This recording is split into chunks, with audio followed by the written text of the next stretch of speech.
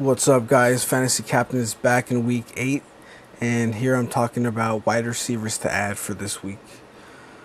Want to go over some from last week that I wanted you guys to pick up. Tre'quan Smith, which I still think you guys should pick up. He's still available in a lot of leagues. DJ Moore, not this week against Baltimore, but I kind of like him the rest of the season. Christian Kirk, he's still getting volume, and we'll see what the Cardinals' offense is going to look like with Byron Leftwich as the new offensive coordinator. It can only get better. And Jermaine Kearse, rough week last week. He gave us a fat 0, but he has another good matchup this week, and I'm hoping that they get him involved.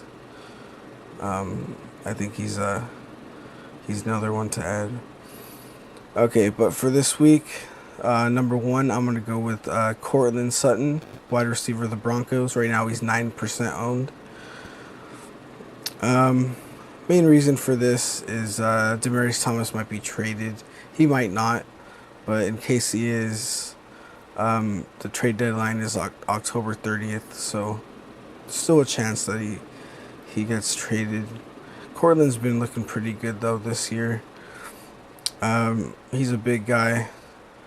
Demaryius Thomas, he has 33 receptions this year on 49 targets, 372 yards, 11.3 average with 3 touchdowns.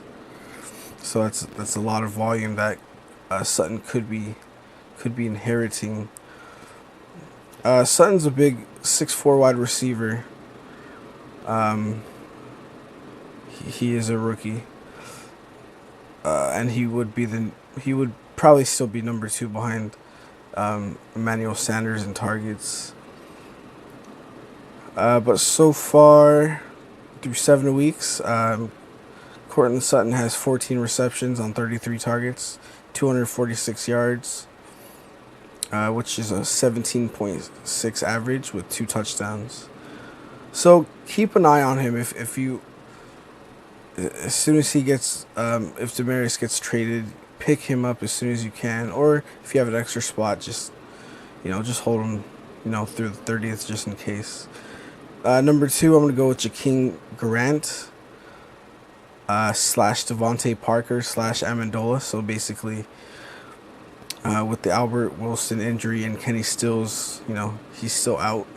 The Dolphins have 3 wide receivers that they're gonna go with. So let's start with talk about Osweiler. He actually hasn't looked too bad through 2 games.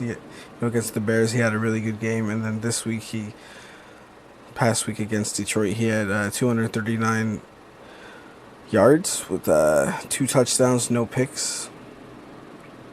So Jakeem Grant, his targets over this year so far have been, starting in week 1, have been 7, 4, 3, 2, 1, 4, 2, and they just have to go up now since there's only 3 wide receivers on the team.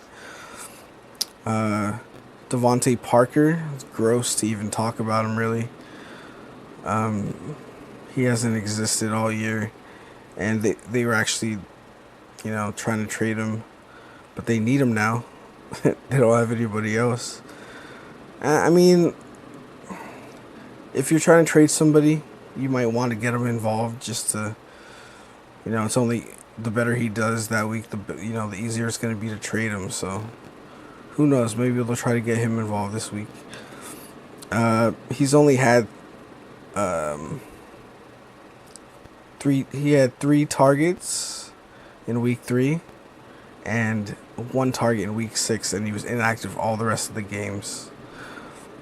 So he's definitely my least favorite out of these 3. Best choice out of the 3 is Danny Amendola.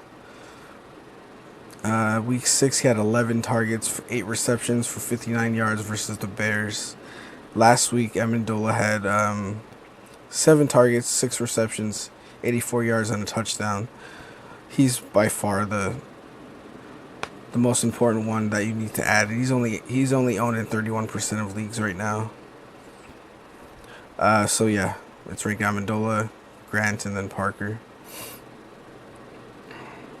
Number 3, let's go with the Raiders wide receivers after Amari Cooper was traded to the Cowboys for a first round pick.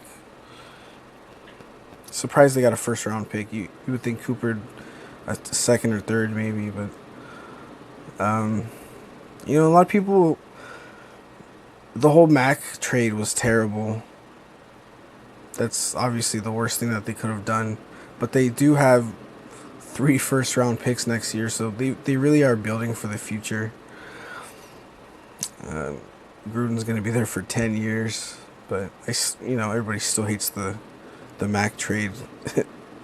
Every time Mac goes off, he just makes Gruden look worse and worse. But all right, so they got rid of Cooper. He's had such inconsistent play this year. He had such a high ceiling, such a low floor. Week 2, he was 10 for 10 for 116 yards. Week 4, he had 8 receptions, 128 yards, and a touchdown. Like, just 2 great weeks. And then, like, week 1, he had 1 catch for 9 yards. Week 3, he had 2 catches for 17 yards. He's just somebody you can't depend on. He's definition of boomer bust.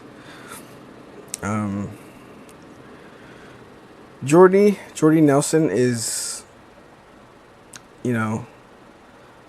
owned in 71% of leagues, but there's still 29% of leagues. He might be available. Just check. I doubt he's available, but check your waiver wire. His target share has been 4, 4, 8, 8, 4, and 3. Week 3, he had 6 receptions for 173 yards and a touchdown. He also had a touchdown weeks 4 and 5, so he's a good pickup if he's still available. Could be a good trade target, Then